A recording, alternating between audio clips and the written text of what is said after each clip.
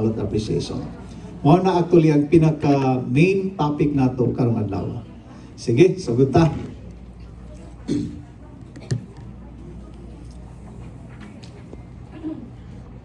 Of course, no, kay bawa na takin sa mo conduct sa voting and counting. You have the electoral board, chair, poll clerk, and third member. I think we know that, pero diba, before it used to be nga kinahanglan public school teachers mandatory to siya. But now by virtue of the Electoral Reform Service Act, gihimo siya nga optional. But we're still thankful that our public school teachers are still willing to serve in the elections. Then next please. So, kinsa may mo qualify as electoral board member? Atong tanaw na kung qualified mo. Okay? Registered voter in the city or municipality. So, dapat registered mo in Consolacion. Then, of good moral character and irreproachable reputation. That is the presumption unless somebody comes to us and says, ayaw na siya ipa-appoint because doon na siya problema sa iyong reputation, etc. Pero the time to challenge your good reputation already lapsed. So, chances are, the presumption stays. That of known integrity and competence, that is also a presumption. And never been convicted of any election offense or of any crime punishable by more than 6 months of imprisonment. Wala tay kaso, no? Even if doon na tay kaso, pwede gihapon unless doon na tay conviction with finality. Then, no pending information for election offense. So ganina, I just mentioned nga dapat doon na conviction with finality. But if it were an election offense, maski pending pa lang siya, it will disqualify you. So wala yung nagatubang nato election offense case, no? Okay. Then, able to speak and write Filipino English or the local dialect. That is a minimal qualification because as public school teachers, the presumption is maayo kita sa English language. Diba? Okay, next one. Who may be appointed members of the electoral board? We have public school teachers, pero kung doon na tayo shortage, mahimutan mo ito sa private school teachers, national government employees, members of citizens' arms, and any registered voter of the city or municipality, in that order. Meaning, kung kuwangan ng atong public school teachers, first mo ta sa private school, kung kuwang gihapon national government, so in that order. Last nang any registered voter of the city or municipality. Next one. Mahimo ba nga i-deputize ang Philippine National Police as electoral board members? Yes, pwede, under certain conditions. Like for example, if the peace and order situation of Consolacion warrants the deputation of PNP, mahimo siya buhaton. Pero so far, wala man tayo issue sa peace and order. So, ato nang skip. Sige ba? Next. Next, please. Oh, kani, powers and functions of the electoral board, no? So, kani ang atong powers and functions. Number one, it says, verify identity of a voter using the EDCVL. Of course, we know what's an EDCVL, right? Election Day Certified Voters List. Sa atong elections automated, makita ang pictures sa botante, iyang signature o pangalan. That's the EDCVL, di ba katong dako? Of course, we know what's an EDCVL. Now, the question there is, it says, so verify identity. That's not identify, no, sorry. Verify identity. Do we require a valid ID or better yet, the voter's ID? The answer is no. Because makita man dahil ni mga hitsura sa botante na naa sa EDCPL. So the ID, voter's ID or any valid ID for that matter is required only if there is a challenge against the identity of that particular voter. Or in case of doubt, pananglit, niabot ang botante ninyo, okay? Ang iyang picture, medyo tambok pa siya, pero nag-change lifestyle siya, ni gamay, so murag dili na siya. So that's the time you're going to require the voter to present a valid ID, not necessarily a voter's ID. Any valid ID will do. Then, conduct voting and administer counting of votes. Of course, that is the most essential part. Act as deputies of the commission in the supervision and control of conduct of elections in the polling place. So you are the deputies of the commission. No? Now, makabantay mo nga, anong kada election yun nga, mo deputize ang COMELEC sa teachers. Actually, kanang power to deputize by the COMELEC is granted by no less than the Constitution. Because the Constitution recognizes the fact na ang COMELEC nato, gamay ra kay mga tao. In fact, for example, in Consolacion, doon na lang mo yung usa ka election officer and usa ka assistant. Sakto ba? Nay? Usa ka assistant. Pero pilay voting population sa Consolacion? 97,000. Imagine ha, 97,000 registered voters and yet your election officer is only given one election assistant. So underman king Comelec, exactly why no less than the Constitution says we can deputize. Deputize gani meaning mamalihog mi, pero in reality gisugo mo. Because the power to deputize is sanctioned by no less than the Constitution. In fact, inga naka-powerful ang Comelec that it can also deputize your AFP, the PNP, and practically all government agencies. And you know what? If we deputize these government agencies, they cannot refuse. Refusal becomes election offense.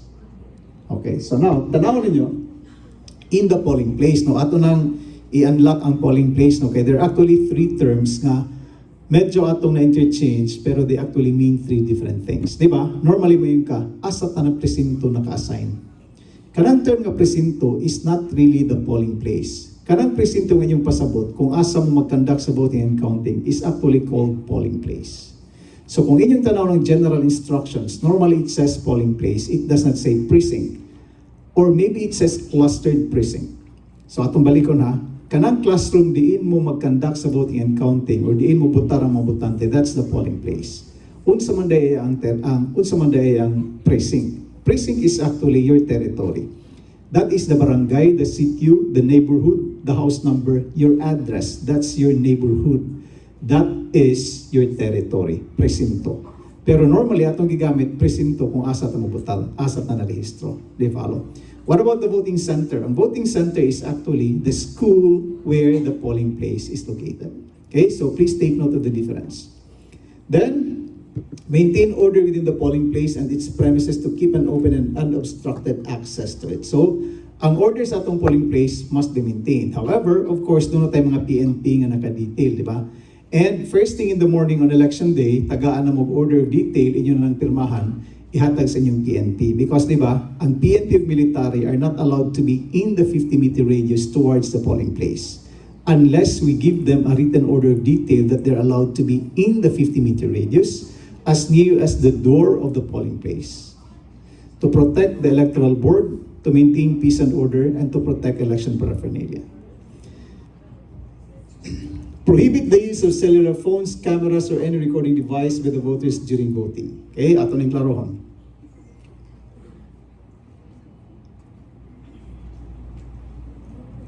Okay, sige. Ato klarohon ha. Ang botante, makadala ba sa cellphone with camera? Yes. But can the voter use the cell phone with camera? The answer is no. Okay? However, ang watcher, makadala ba sa iyang cellphone with camera? Yes. Can the watcher use the camera? Yes. Can the watcher photograph the electoral board? Yes. The proceedings? Yes. The voters? Yes. But not where the voter is now going to accomplish the official ballot because basig maigo or makapture ang gibotaran sa tao, it will violate the secrecy and sanctity of the ballot. Claro? Okay. Then, enforce obedience to its lawful orders or of the Comelec. Furnish copies of the certificate of votes upon request of the watchers. Remember, di ba, sa automated elections, we print as many as 30 election returns. Pero karon sa manual elections, I think upat ra ka election returns or 5. And the candidates are not entitled to an election returns. Okay, for those first time, ang election returns is this, di ba? Kabantay mo ka ng pananglit, ang kandidato Duterte, tak, tak, tak, kahon, tak, tak, tak, kahon. Rojas, tak, tak, tak, kahon, di ba? Mo ang election returns. It represents the number of votes obtained by candidates in that particular polling place. More than election returns. Do we give it to the watchers? The answer is no. What can we give them? Certificate of votes. Meaning atong certifying that this candidate obtained, let's just say, 100 votes in this polling place. Take note, it says, upon request. Kung dili mo request, ayaw agniha, kay trabaho na ang pagbuhat sa certificate of votes. But take note, once they request, you cannot refuse because refusal is an election offense. Kaya ba mo sa, kung sa gita nga ganti sa election offense, that's 1 to 6 years imprisonment without the benefit of probation. Meaning, di ba, kung panalit yung conviction is 6 years or less, mahimo ka mo-apply for probation. In which case, dili ka ma-preso, mo report ka sa probation officer monthly probably, magpakita lang ka dito niya, ingon ka, oh, wamang ka magpabadlong, okay ra ka, okay ra. Sige, pag community service or better yet, ba, sige pa tree planting ka. Imbis nga mapreso ka. But insofar as election offense is concerned, wala kay remedy to avail nga mahimo ka mag-probation. In which case, mapreso gyud ka at least 1 year. Okay? Mao na ang election offense. It is a special criminal offense that precludes the remedy of probation. So kung inyong tanawon, simple ra kayang violation like refusal to grant the certificate of votes, that is an election offense. Then, perform such other functions prescribed by law with rules and regulations promulgated by the Commission. Next, asa man ta magconduct sa voting and counting, what did we say? Polling place. Then, it must be public, meaning kinahanglan transparent and public. However, there are only certain persons that can be allowed inside the polling place para makontrol na tong crowd. Even if we say it's private, that is still subject to regulation, as we will know later. Then, the EB acts through its chair. Di ba kabantay mo, tulo mo? The chair, the poll clerk, and the third member. In other words, you are a collegial body. Any decision that you're going to make must be decided by majority. Pananglit, magkasinabot mo, no problem because it's going to be a unanimous decision, right? Pero pananglit, di mo magkasinabot. What if ako sa mo yun, dili ma'am, di man na siya counted. Ako sa mo yun, no, counted. Then si chair mo yun, no, it's not counted. So the decision is majority vote 2:1, katong ingon nga not counted, sila mo prevail because it's a collegial body. But take note there, it says the EB acts through the chair, meaning ang chairman or chairperson mo'y muhatag sa ilang decision. If the chairperson is going to say, counted na siya, ang chairperson may istorya. Di follow? Next one.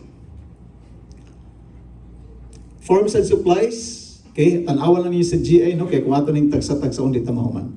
Anyway, kanang forms and supplies, it's a matter of common sense. Kay mismo ang form mo guide na to how to fill it out. Di ba? Puraro ko na mo fill out ako sa ka-application form. Of course, we will know how to fill it out. Like if it says name, our name. Birthday, our birthday. Di ba? Next one.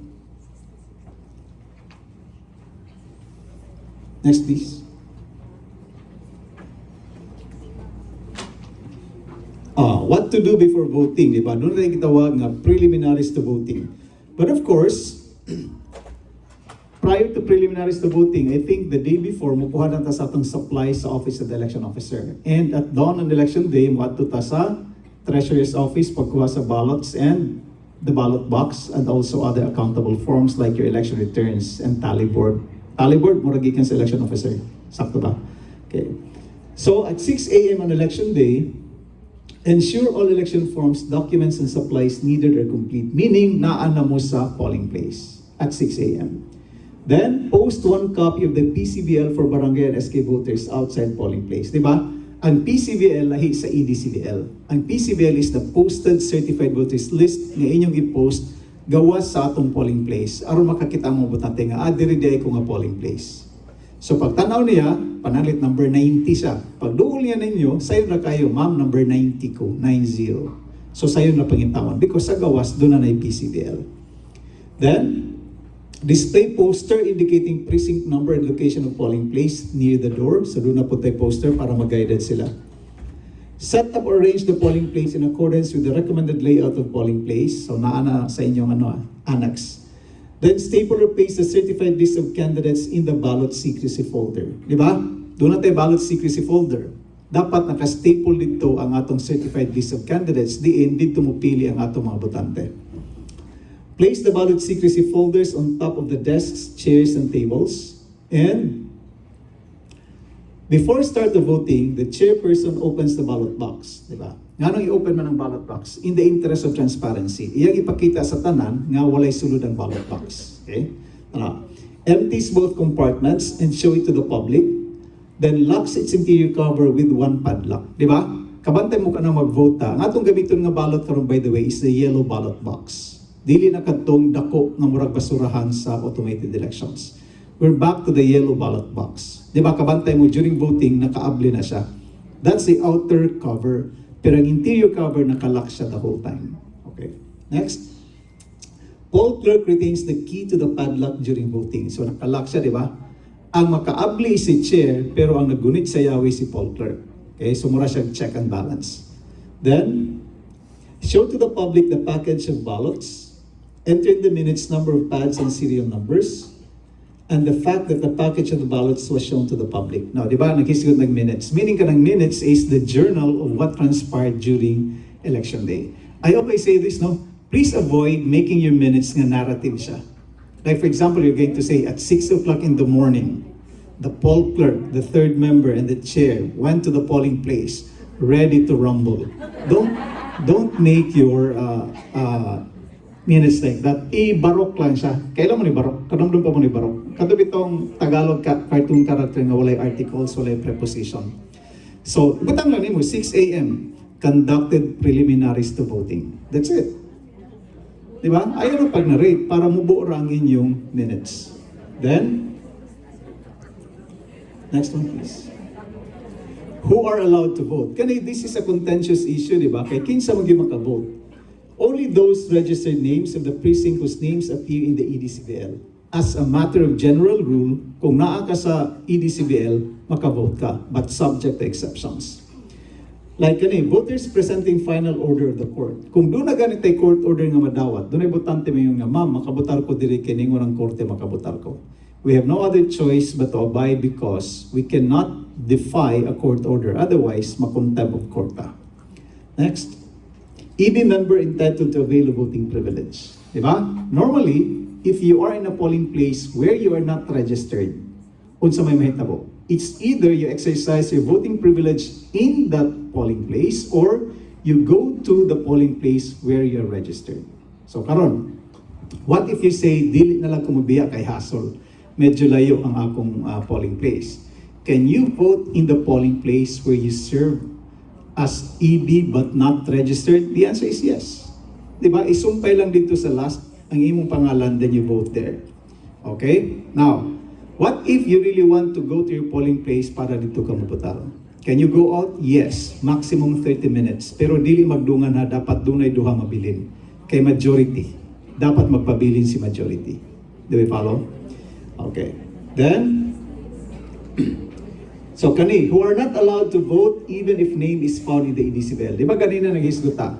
Ang kadtong naa sa EDCBL, maoray makabutar, subject to exception. So kani, maski naa ka sa EDCBL, dili ka pabutaron if your name happened to have been what, manually crossed out. Meaning, gikamot yun, manually crossed out. Then, dun ay reason. So, ang reason could be, ni-transfer na siya to Liloan, Cebu, or abated due to double or multiple registrant per AFIS. Ang sa maning AFIS, Automated Fingerprint Identification System.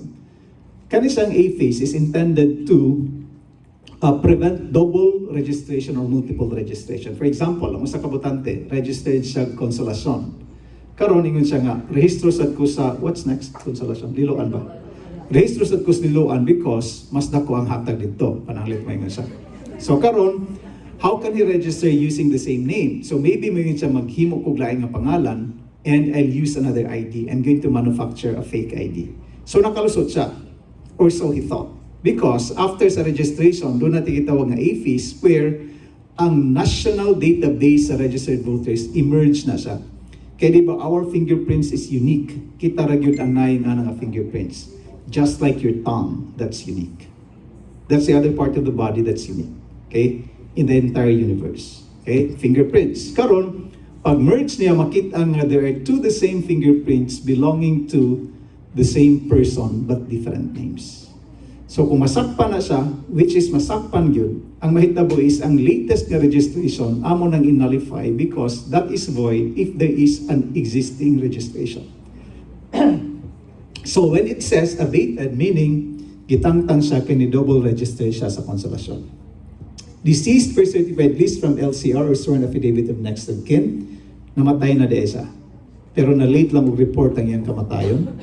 Then, excluded per court order. Ganina, naghisikotag included no, per court order. Nagdasa, ma'am, makabutar ko kayo ng korte, pabutaran ko. That's inclusion. Kani po exclusion. Ingo po ng korte, ayaw na sa pabutaran kay dili sa tagadiha, for example. And, approved overseas voter in Japan. Diba? Ang primero, ni-transfer siya sa Liloan de karon ni-transfer siya sa Japan. So, dapat wala na siya dire. So, kung makita ninyo kanang hitsura, no? Manually crossed out ang name, then reason. One of them will appear, and then the signature of your election officer to certify nga sakto ni nga manually crossed out. If that happens, the voter cannot be allowed to vote. Do we follow? Okay, next one. who are allowed to vote even if name is not found in the EDCBL. Lahin na po niya, di ba? Again, the first premise was, ang tanang naa sa EDCBL may makabutar. Pero karon, even if wala siya sa EDCBL, makabutar siya. Ang gibuhat na po diri is manually included ilang pangalan. Tuyo og appeal, manually, pero certified sa atong election officer. What are the reasons? Okay? Number one is final and executory decision of court in inclusion cases. Meaning, doon ay sugo ang korte nga, i-appeal na siya. Pero na late ang korte, nakaprint na ta sa atong EDCBL. Mo nang atong iapas. Then, registration records erroneously deleted due to death. Abi na mo, patay na siya, buhi pa di ay sa atong ibalik. Then, abated as double or multiple registration, ato na nag-istutan ganina. And, okay, before that, no? So, doon nag-i-issue, no, nga kasagaran mga tao mo, pasangil sa Comelec, nga nganong doon mga patay nga naa sa voters list. Diba? Kaning Comelec yun magbinuang. Ilag yun yung buhiong panahon sa election, pabutaran, etc. Blah, blah, blah. The reason, okay, here's what we're saying. Tinuod na, doon ay mga patay nga naa pa sa voters list. But the reason is because, for as long as the Comelec or the ERB cannot receive or does not receive evidence that this person is dead, it has no authority to delete or cancel the registration. Meaning, kung di may makadawat sa death certificate sa tao, we will not cancel that particular voter. Okay? Now, nganong dili man may makadawat sa death certificate? Ang primero gyudana is, it's supposed to be the LCR that will furnish the Comelec a copy of the names of persons who died in the previous month. Problem is, usahay dunay mga hintungdan nga dugay mo report sa kamatayon sa ilang parente. So if late silang report sa LCR, ang LCR late po mo report ngadto sa Comelec. Another situation is, what if ang botante diri sa Konsolasyon namatay sa layo? Let's just say Sulu. Supposedly, ang LCR Sulu is going to coordinate with the LCR where the dead person was registered. But that is so hard to do. So mo nang usahay dugay ma-report. Usahay po moingon ang botante. Naapalagi na akong lolo diha, 2 years ago namatay na nanong naapamana diha. If that happens, what pasabot lagi, wala makadawat ang Comelec sa death certificate. And so now, because you're here telling us that that person is dead 2 years ago, and you're the next of kin, might as well execute an affidavit that that person is already dead so that we can cancel the registration. In other words, there are instances indeed nga doon na pa'y pangalan sa patay, and we know that. However, in the absence of a death certificate or a certification from LCR, or affidavit of the next of kin, we cannot cancel the registration, even if personally we know that that person is dead. It's a matter of evidence. Di follow? Okay. Next one. When to vote? 7 a.m. to 3 p.m. Yeah? Shorter ang atong voting hours, ha? As opposed to automated, abutag 6, 7, right? Pero we know it is October 30, 2023, and doon na tayo last minute voting at 3 p.m. Di ba? What if 2:45 to 3 p.m. doon ay nangabot ng mga botante? You know, Filipinos as we are, ganahan kita thrill, we want to go to the last minute. Guilty tang tananana. Okay, guilty tang tananana. Pero if we do that, kanaragyo dapat. If we choose the last minute, we have no right to complain. Di ba? Okay, so now, niabot sila, 2:45 to 3. If they're still found within 30 meters fronting the polling place, again, ang buhaton ni Paul Clerk, kuhaw nilang mga pangalan, correct? Then ilista, tawagon sila. So meaning, pag nakalista sila from 2:45 to 3 p.m., they can still vote even if it's already 5 o'clock. Okay, what if daghan ang nakalista? 100 sila. Mga senior citizen pa yun. Di ba? So meaning, your voting time can be extended even beyond 3 o'clock, provided the requisites are present, nakalista sila, and they were found within 30 meters fronting the polling place. Next, where to vote? Of course, again, your polling place. Who conducts voting? Kamo na ni, Electoral Board. Next one. By the way, it's voting, it's not votation. Diba? Normally we say, votation, kasamok ninyo. It's voting. Votation is not a word. Okay.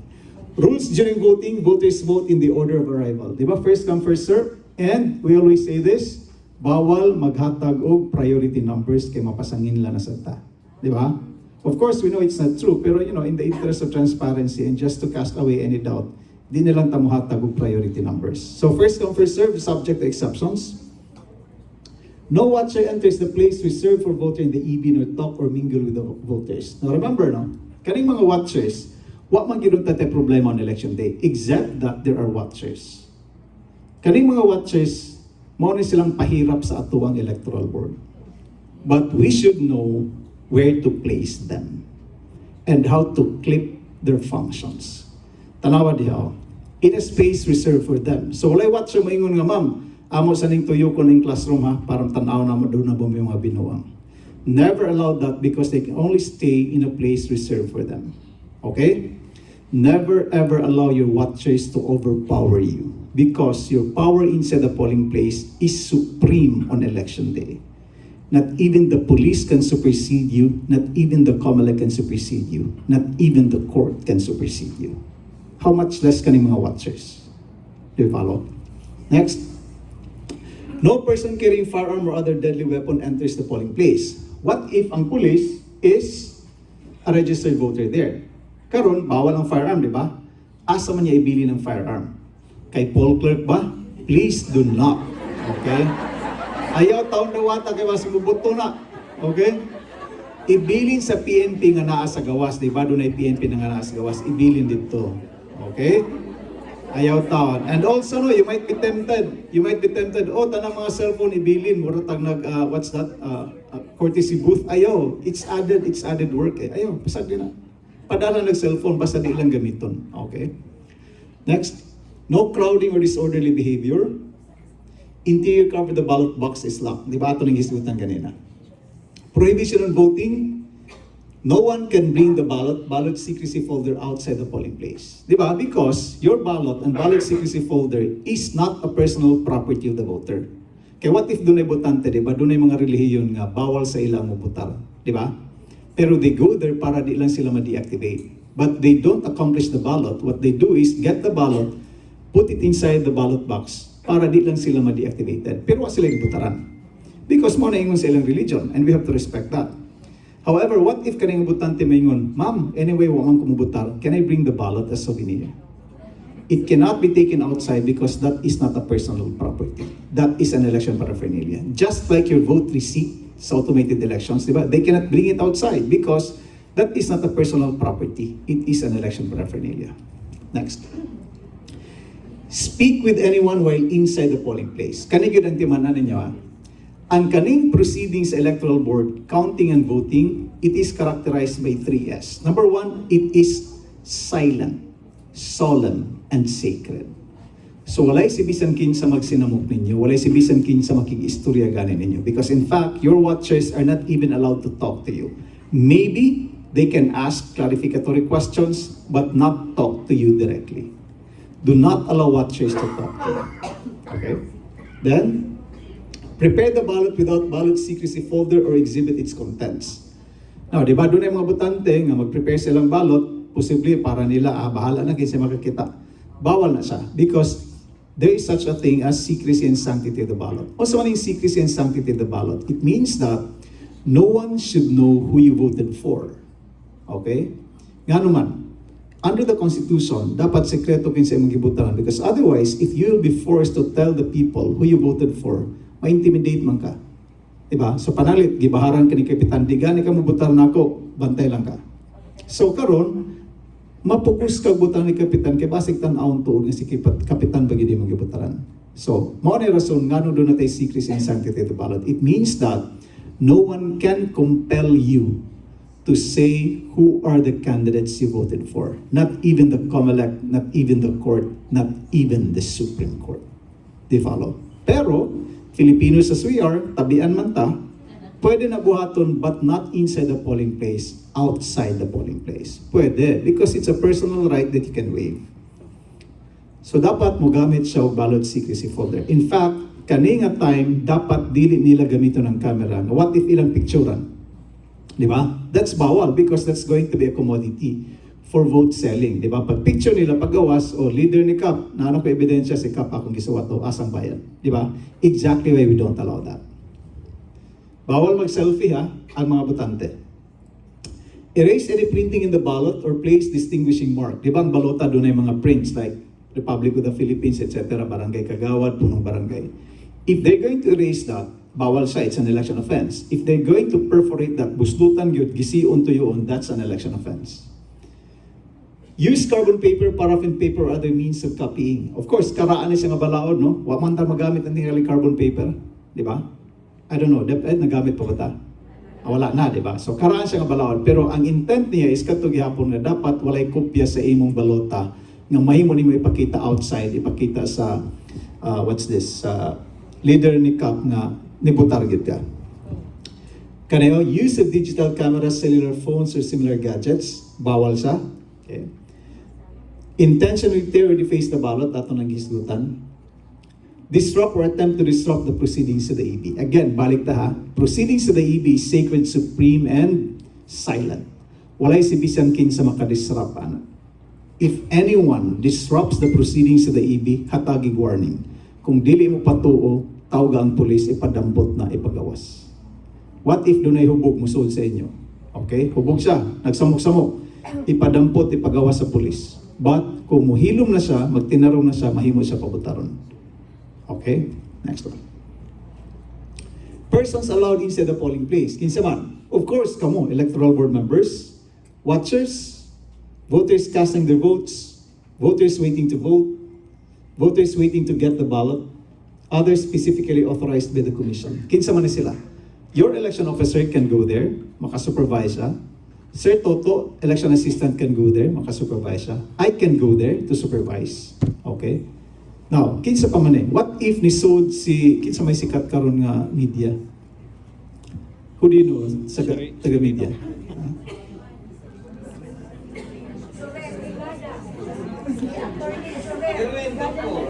Sige, butanta lang si Erwin Tulfo. Okay, Erwin Tulfo, nisulod siya. Pwede ba? Pwede kung butante siya. Number 2 is pwede if usa siya ka-accredited media.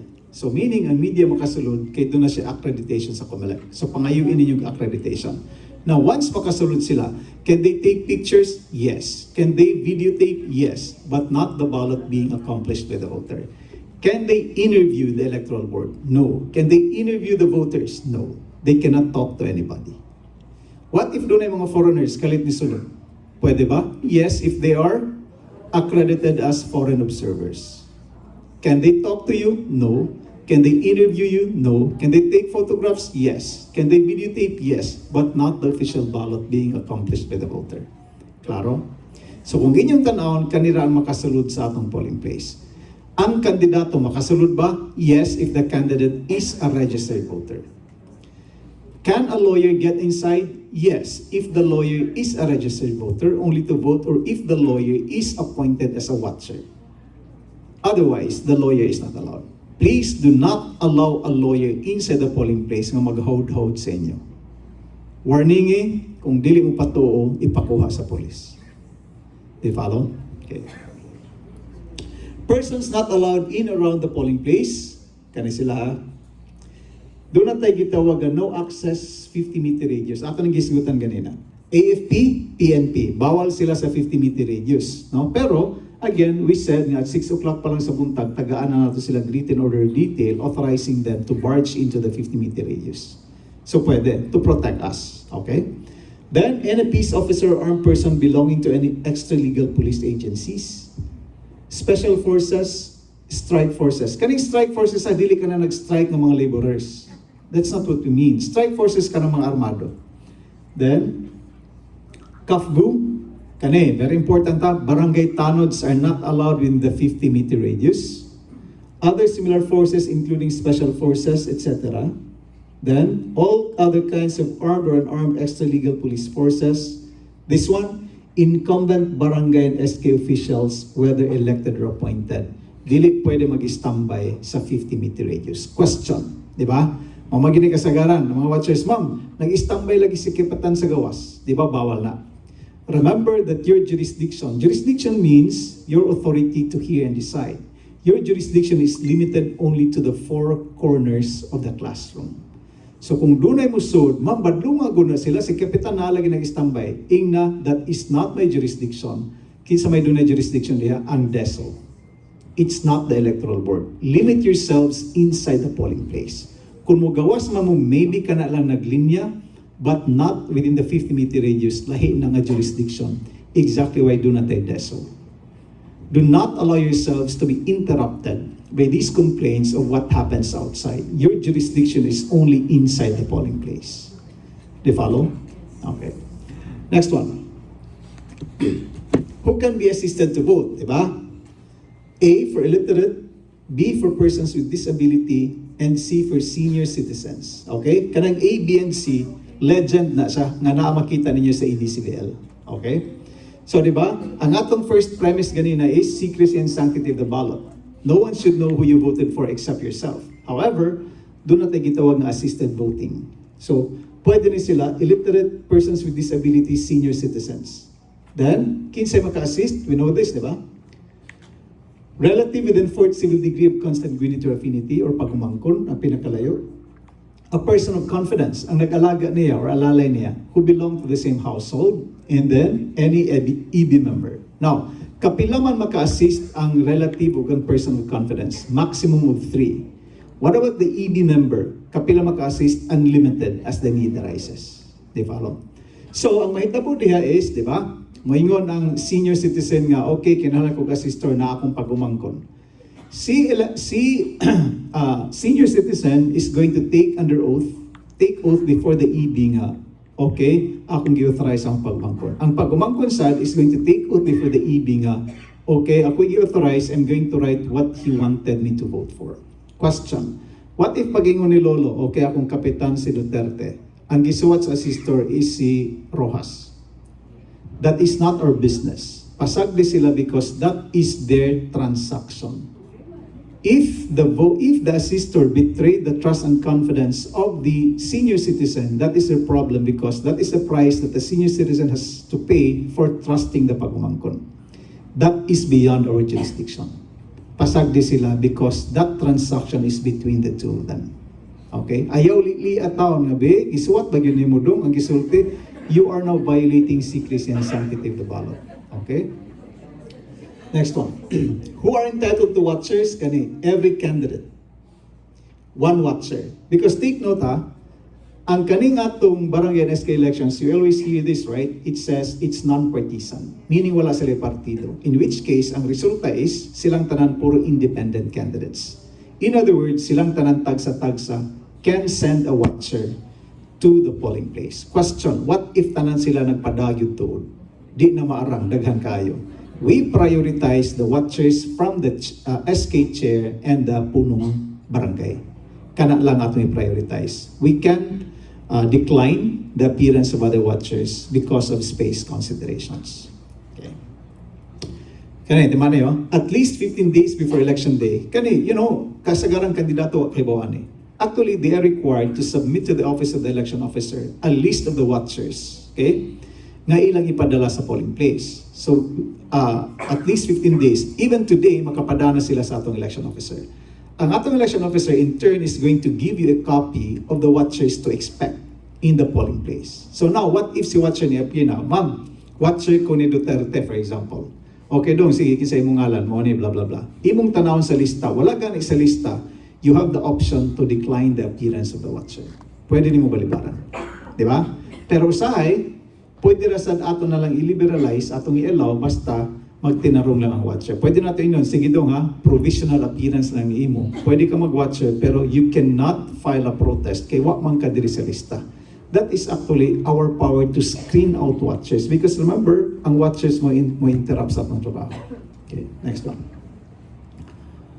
Who are qualified to be appointed watcher? Mo nilang qualifications. Registered voter of the barangay, of good reputation, not convicted by final judgment of an election offense, knows how to read and write Filipino, English, or the local dialect, and not related within fourth civil degree to any member of the electoral board. So what if ang imong anak, maingon, ma, mag-watcher man ko, diha na lang ko sa imong polling place para kuyog ta. Can that be allowed? It cannot be allowed because of prohibited relationship.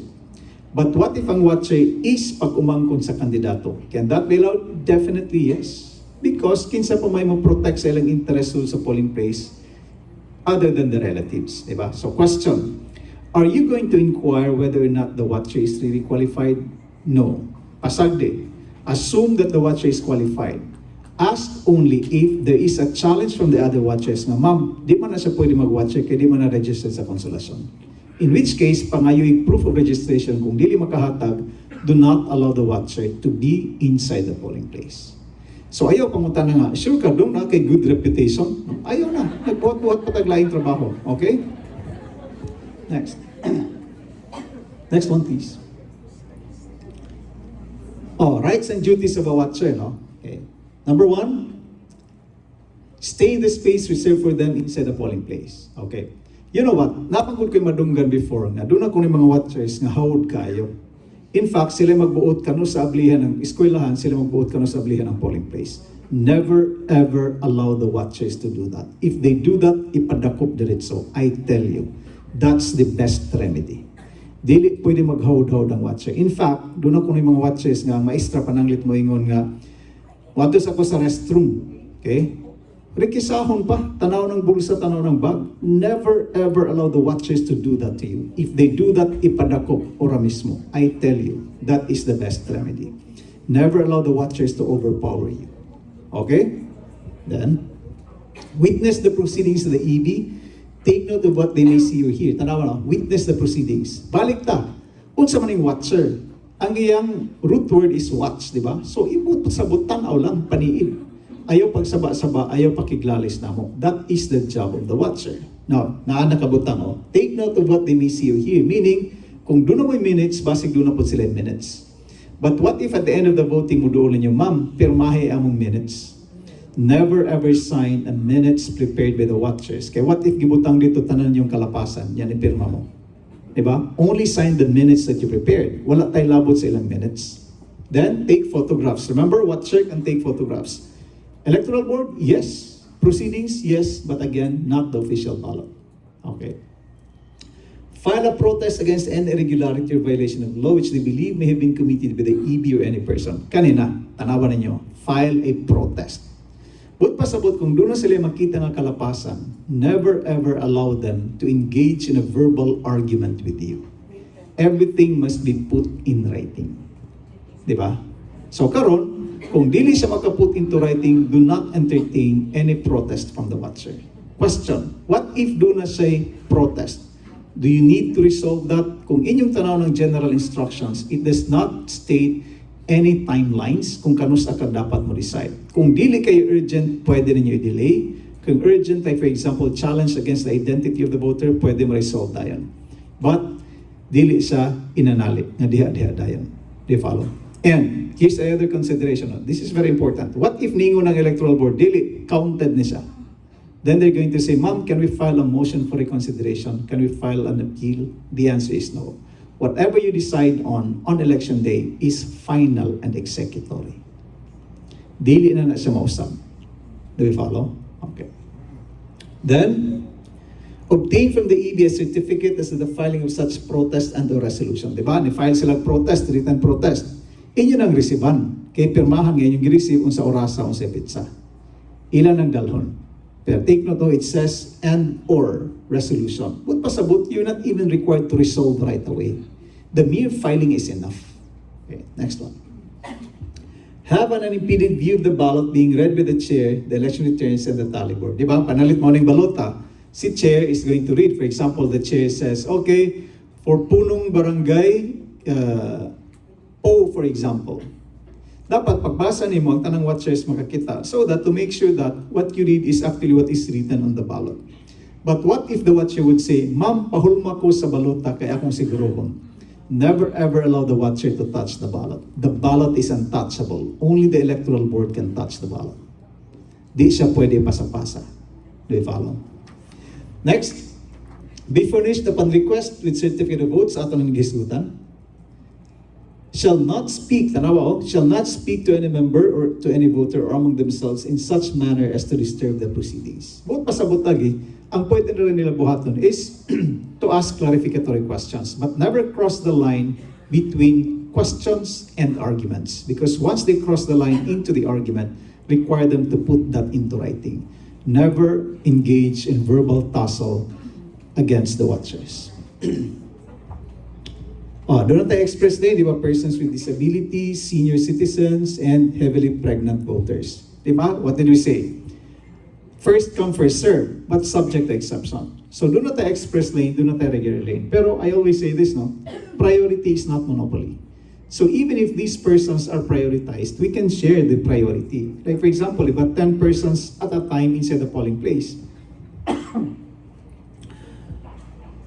kung ato nang ihatag tanan sa senior citizen, chances are, ang atong mga regular voters, makabutar udto na. Kaya what if 200 ka senior citizen? 200 ka buka, niya hinay kay manuwa, niya ato silang i-prioritize. So what we do is, 5 from express lane, 5 from regular lane, para mabahin nato ang opportunity. Next. Challenge against illegal voters. So kanina, di ba? What if ang watcher, pero I don't know kung buhato ni sa mga watchers, no? What if ang watcher mingon nga, ma'am, ayaw na sa pabutara because he's not a registered voter. Or ma'am, ayaw pabutara because he's going to vote for the name of his father who is dead. Yung father is senior, siya junior. So basig malipat ka, ma'am, ayaw na pabutara. Take note, it's a challenge. So ask the watcher na ni-challenge, put that into writing. Because otherwise, if istorya ra, we're not going to entertain that.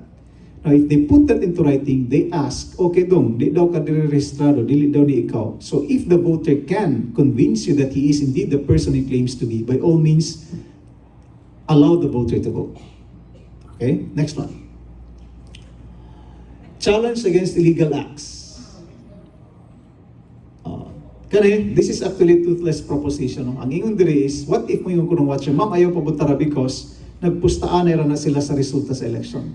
Ma'am, ayaw pabutara because era nang ibaligya iyang vote ngadto sa leader ni kapitan. So, illegal act siya. Ang remedy diha is, imong pamutan ng butante, o dunay reklamo sa imuha, tinuod ba ni or dili? Di syempre, ang butante mo deny yun under oath, di ba? I'm going to deny under oath. Name before the electoral board. If that happens, you have no other choice but to allow the voter to vote. Kaya iya man gid-deny under oath. What if namakak siya? That is not anymore our concern. Okay, next one. Who counts votes? Of course, the electoral board. Kanina, how to count votes? Morning gitawag nato nga ballot appreciation. I always say this, di ba? Morning ballot. You're going to appreciate that. Pero dili pa sabota that you're going to say, what a nice ballot. Kaya atong gi-appreciate. Appreciate means you're going to decide whether or not the vote is counted for a particular candidate. Okay? So doon na tayo upat ka rules sa ballot appreciation. You have the intent rule, equity of the incumbent rule, idem sonance, and primacy of the surname rule. Ang intent rule is unsay tuyo sa botante. Equity of the incumbent is when, di ba, doon ay parehong apelyido. One of them is an incumbent, the other is not. Yung apelyido rin gisuwat, the vote goes to the incumbent case yung may presumably masikat. Okay, mauna yung presumption sa balaod. Then idem sonance rule is sounds like. So panalit wrong ang spelling, but when you say it sounds like the real name, that can still be counted. And number 3 is primacy of the surname rule. So ato ni siyang what's this? Illustrate sa following rules. Do you need a break? Break? 5 minutes? Okay, 5 minutes break.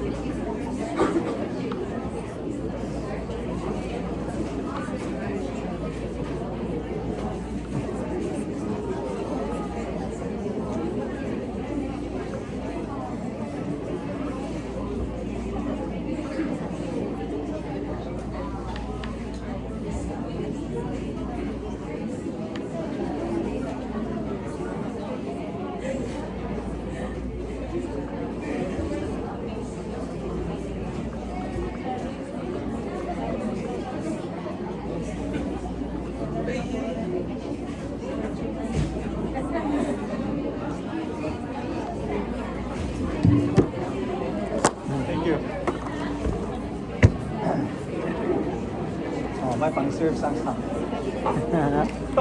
Ha? Dili ba bawal diri ka? Bawal ba din ba? Bawal ka ulit. Oo, bawal. Hatag mo sila. Pero tinuod na to, maski sa auto, mas maya dili ka na. Okay, makahugaw. Hugaw lagi din lamigason. Limaw. Oo, lamigason. Sabi na kaninga venue nindot, bawal na. Pero nana siguro yung arrangement na taga diri nga dapat sundo ng limpyo. Oo,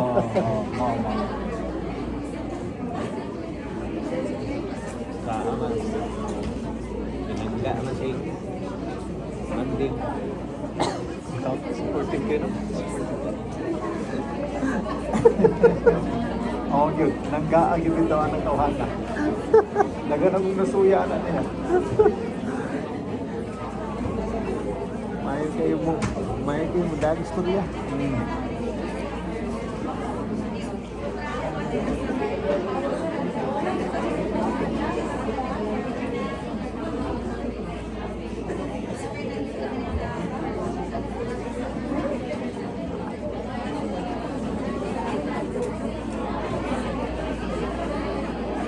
Mambul na ba rin? Tagak-tagak na ba rin? Wow. Ha? Oo.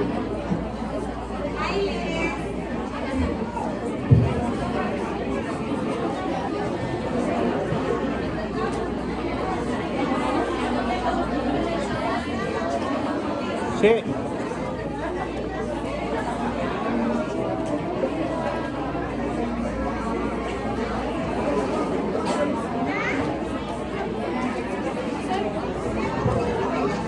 Tagak-tagak niya na.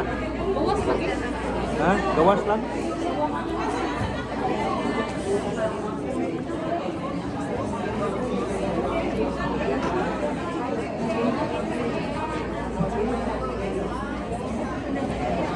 Nauna sa sulod. Hindi na ginawapungan to. Hindi na ginawapungan. Makaon na lang sa ta. Wow. Wow, nakain din sa lemon. Ha? Makaon na po gamay. Kani siya, kani siya. Sa... Ano ba yung Glanders? Landers? Oo, Landers.